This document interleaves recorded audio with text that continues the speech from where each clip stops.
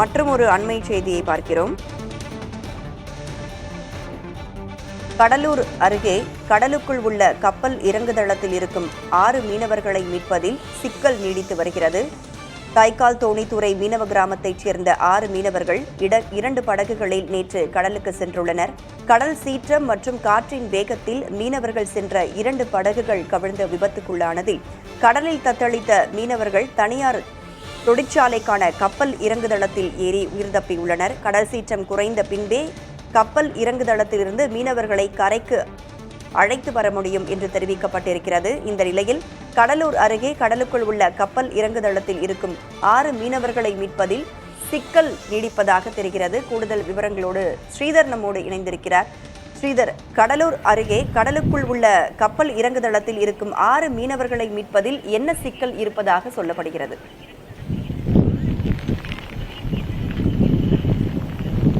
வங்கக்கடலில் மையம் கொண்டுள்ள இந்த ஆழ்ந்த காற்றழுத்த தாழ்வு மண்டலம் இன்னும் கரையை நோக்கி நகரவில்லை. இதன் காரணமாக மழையின் தாக்கமும் கடலின் சீற்றத்திற்கு அதிகமாகிக் கொண்டே இருக்கிறது.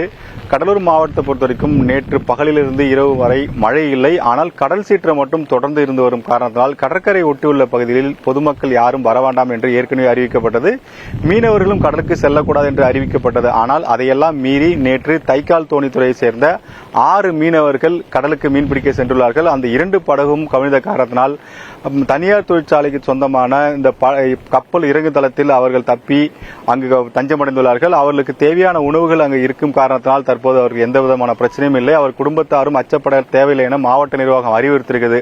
ஆனால் மீன்வளத்துறையை பொறுத்தவரைக்கும் கடற்கரை ஒட்டி உள்ள அனைத்து கிராமங்களுக்கும் ஏற்கனவே எச்சரிக்கை கொடுக்கப்பட்ட பிறகும் இவர்கள் போனது தவறு.